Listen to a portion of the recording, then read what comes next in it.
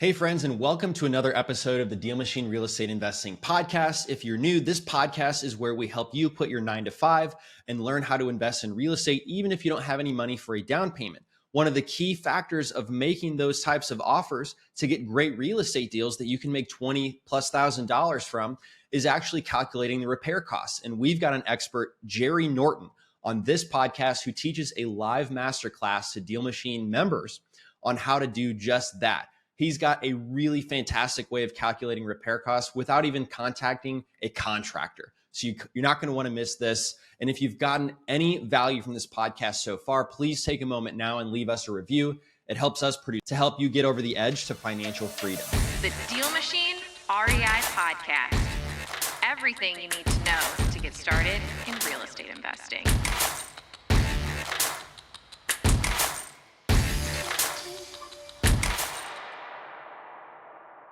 Hey guys, welcome. Good. Here we go. Paul, Aaron, everybody who is comfortable throwing on their camera, please do so.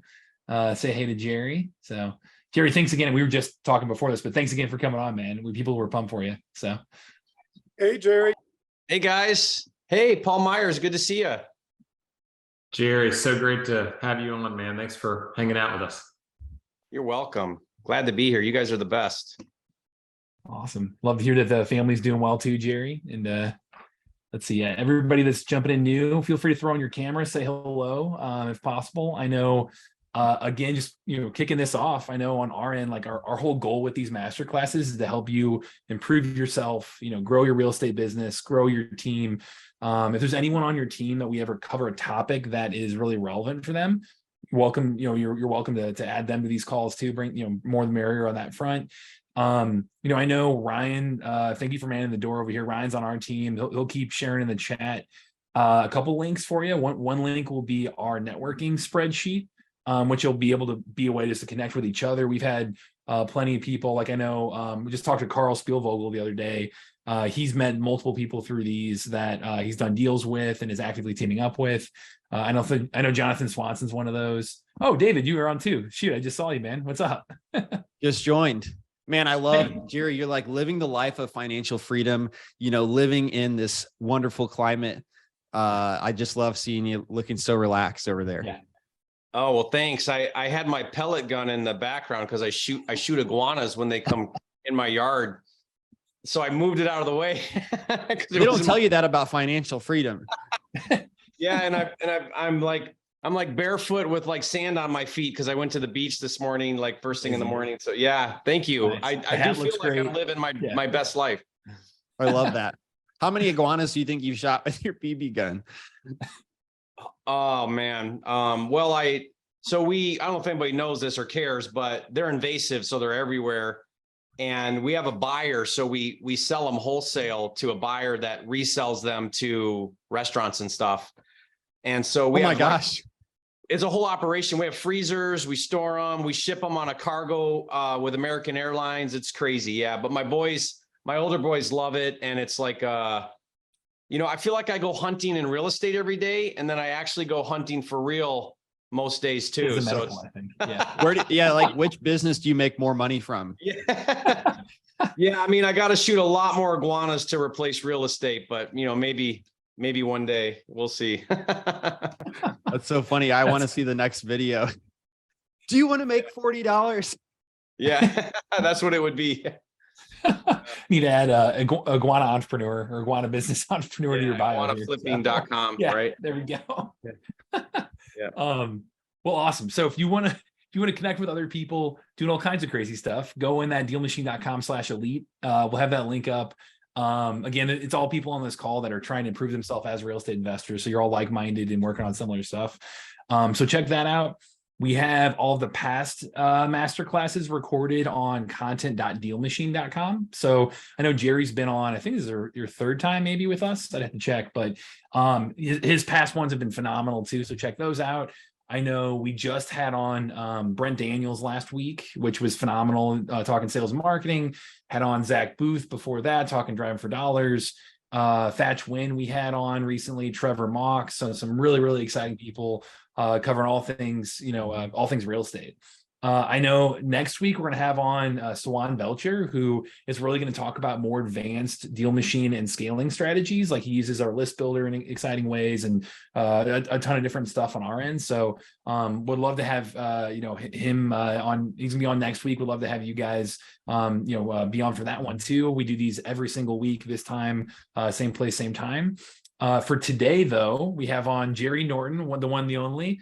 Topic for today is going to be really focused on how to choose a market, how to be a market expert, how to dominate that market. So we'll dig into that in just a second here.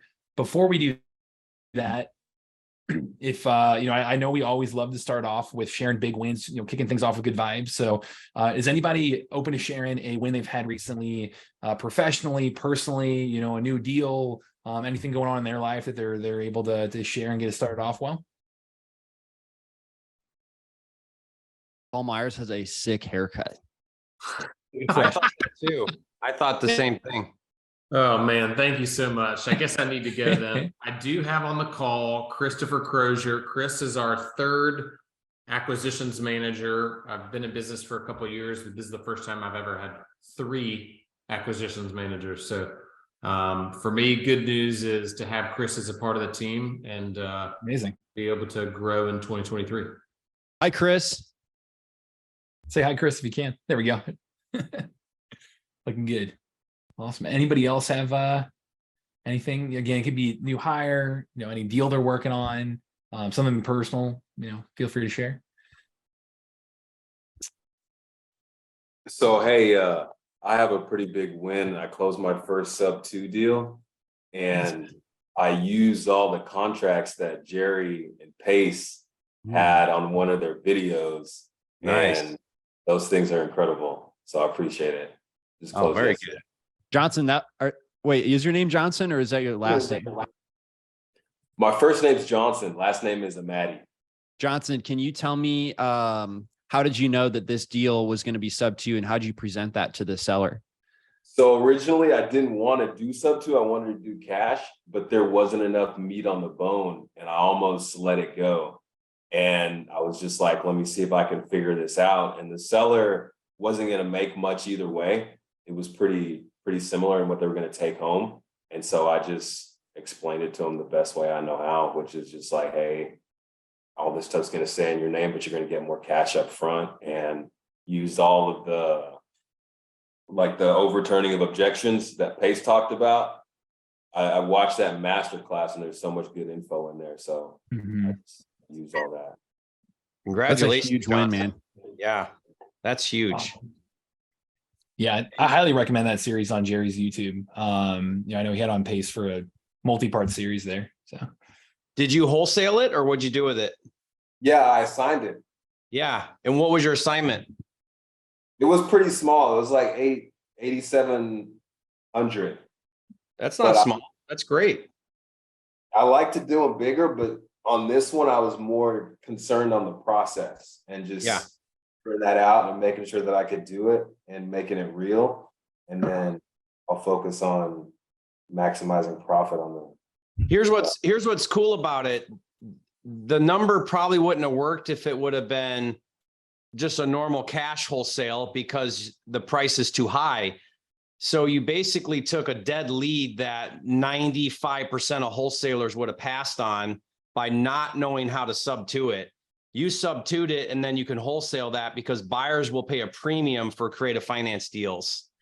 So you created $8,700 assignment out of a dead lead, essentially. So that's flipping genius. It's awesome.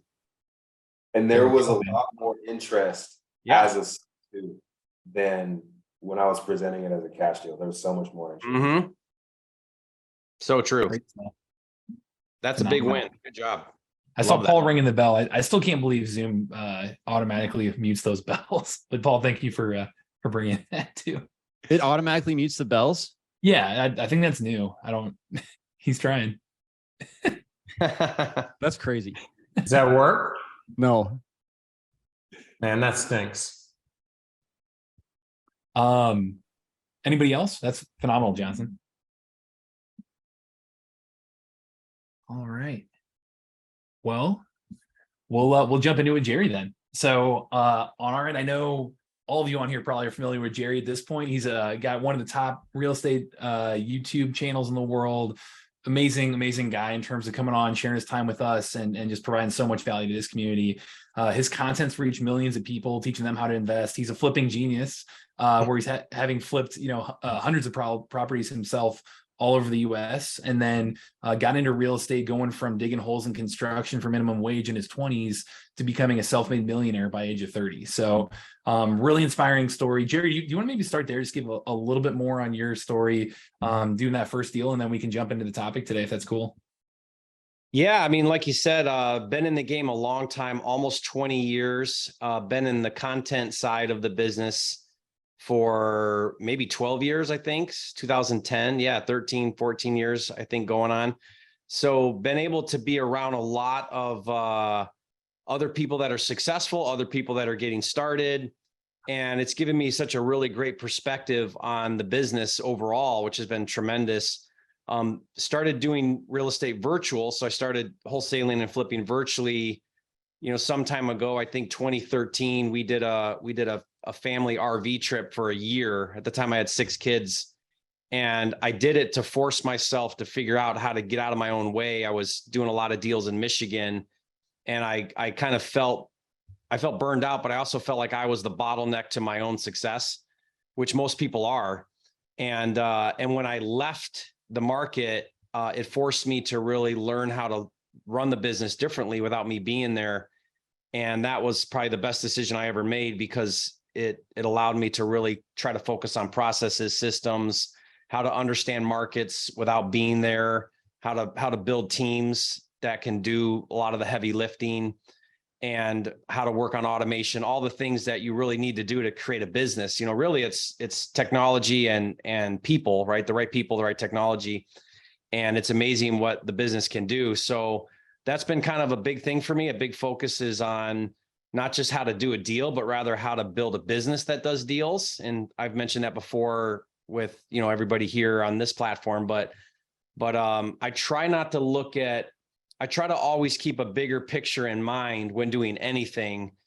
And I want to build a model all the time that is sustainable, knowing that model changes constantly, because that's real estate. It always changes.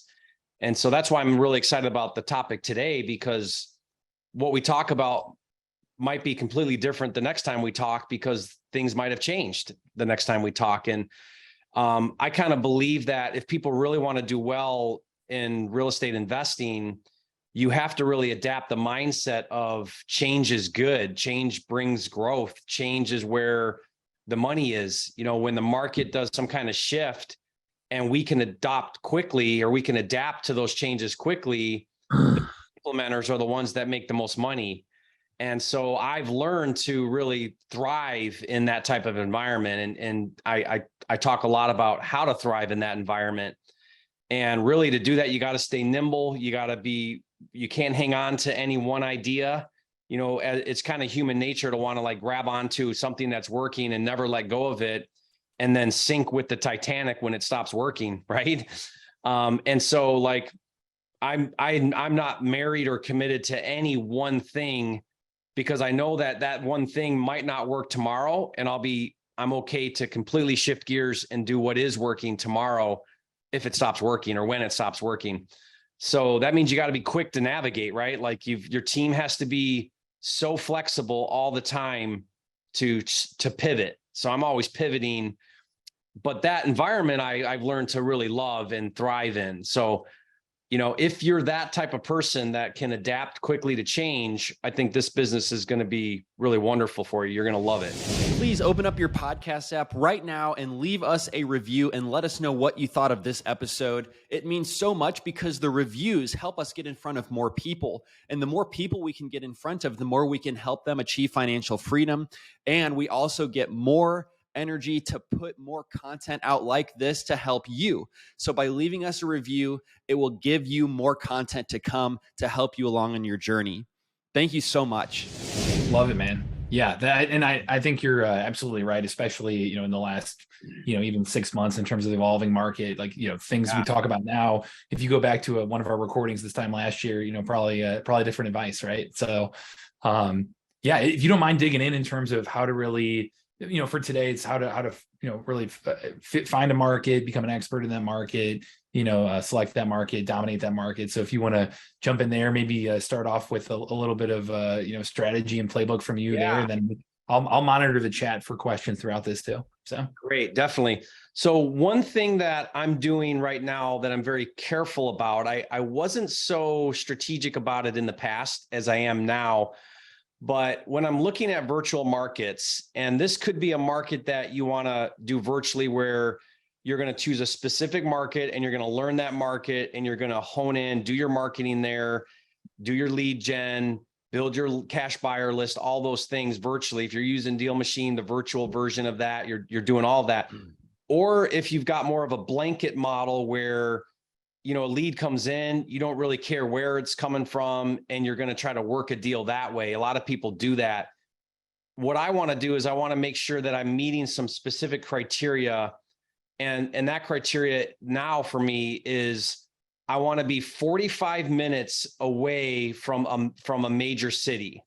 And I'm defining a major city as 250,000 in population. So what I found is if I get outside of 45 minutes driving distance from a major city, 250,000 minimum population, then what happens is your buyer pool drops off significantly. And I've done a lot of research on this data now because I'm tracking, buyer activity. So we're doing cash buyer research in markets. And I'll give you an example. I've got a property right now that's, I'd have to look up the address, but it's about 30 minutes from a population where in the past year, within 15 miles of my subject property, there's been like 4,000 cash transactions. Well, I know I've got a big enough buyer pool where if I buy right, I'm not going to have any problem dispoing my deal. Whereas I've got other deals that are super rural, they're in the middle of nowhere, great deals as far as on the acquisition side, but I've got, 50 buyers within a 15-mile radius. And so to work that deal, I'm going to have to contact every single one of those buyers. I'm going to have to put it on the MLS, and hopefully I can find an outlier, somebody that wants it. It's just going to be a lot of work. So some deals are great deals, but they're just so much work to dispo. And I want to be where I'm buying good enough to where when I put that thing out to the market, it's gobbled up instantly. Like there's a buy now button and it's gone because I've got such a big buyer pool. So now I'm thinking about, I'm like buying with the end in mind, right? I'm buying thinking about, well, who's my ideal buyer? And I want that thing to be bought in the first day. If you look at, I've talked to a lot of them, if you look at the top cash buyers, or not cash buyers, sorry, if you look at the top wholesalers in the industry nationwide, their strategy is to dispo their deal in 48 hours. If they don't have that deal moved in 48 hours, then they're either not in a good market or their price, they didn't offer it as good enough of a deal. But they do not want to sit on inventory, and they do not want their team working their butts off to dispo, where it's just like lots of conversations. You're reaching out again, you're following up, you're texting, you're emailing, you're on the phone with all these buyers. When that happens, the reason why is the price you're asking is a little higher than moving it fast. So now you got to work it, right?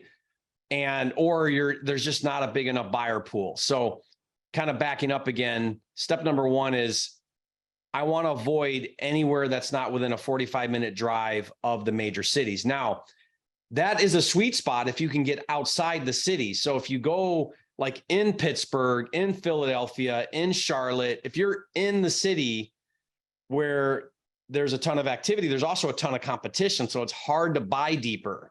So the flip side is in the hot market where you have the most buyers, you can't buy as deep, but they'll also pay more. All right. So I'll talk about some formulas I'm using here in a second. But when you get about that 30-minute to 45-minute outside the city, and now you're in I call them outlier towns, not too far, not an hour and a half, but 45 minutes, your competition drops off drastically on acquisitions. And yet you still can tap into the same buyer pool because the big city buyers will go 45 minutes away. They're fine to drive 45 minutes for a deal. They may not be targeting there, but when you bring them that deal and they map it and they're like 45 minutes, I'm interested. So I found that there's a little bit of a sweet spot, 30 to 45 minutes away. You can get the deeper buys. And I'm talking like mass now. I'm talking like business model, not one-offs, but like as a strategy, targeting outlier cities that are 30, 45 minutes away from the big city, the big populations, is a little bit of a sweet spot. No one's really targeting there aggressively. So like your direct mails are going to win there. Your PPC is going to win there.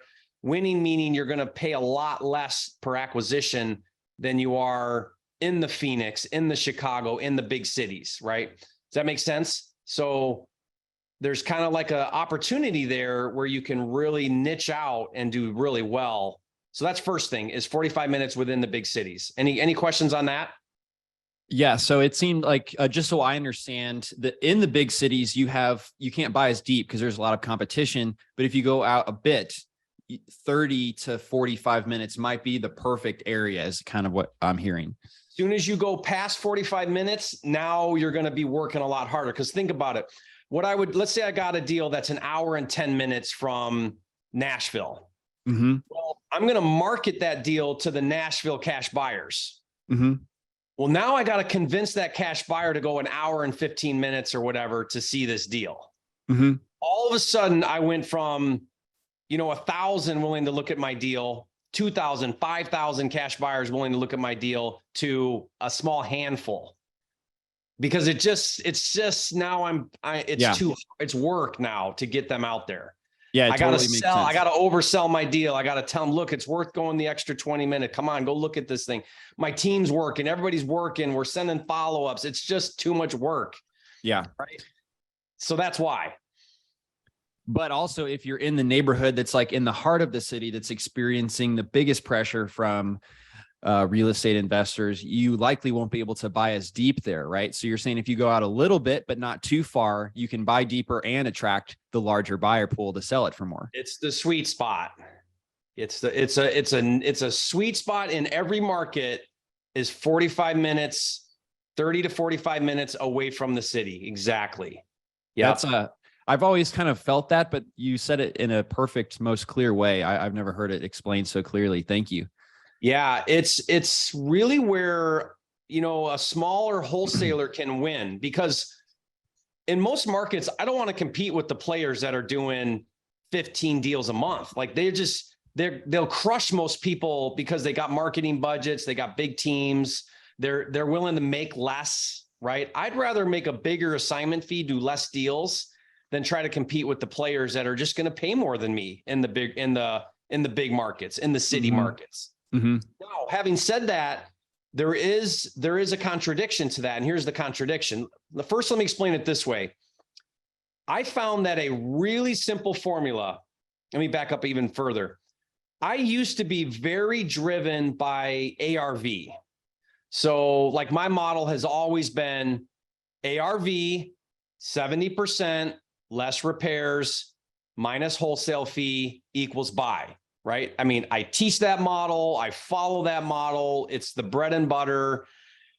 It'll keep you on track. Well, I'm finding there's a much, much easier formula to do this business, especially if you want to do it at a high level. Here's what I'm doing now. I'm taking the average of Zillow and Realtor.com.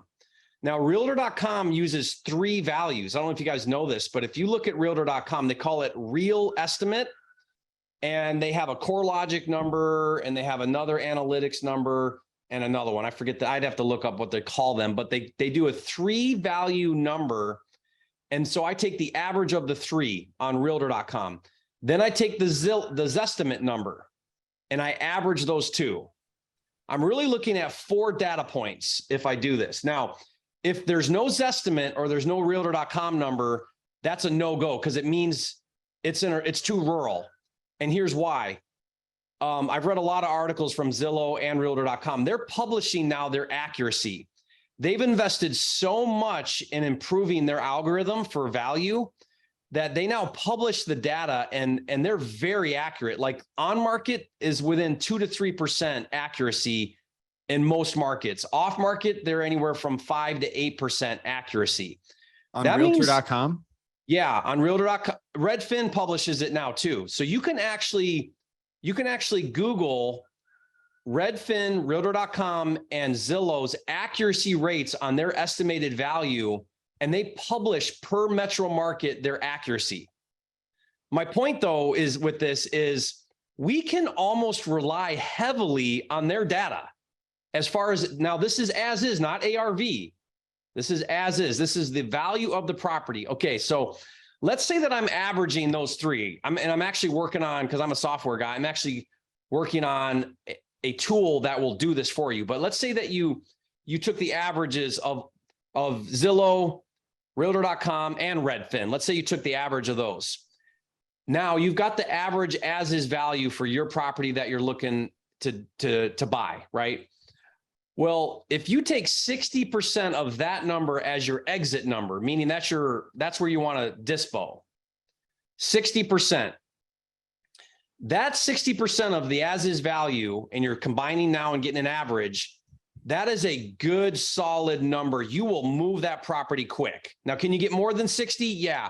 If you're in the city and you're in a hot market, you can get 70. So that's where you're going to buy, you're going to pay more when you buy, but you can also dispo higher if you're in the major city. Thanks for listening to the Deal Machine Real Estate Investing Podcast. Please leave us a review and follow along wherever you're listening to your podcast.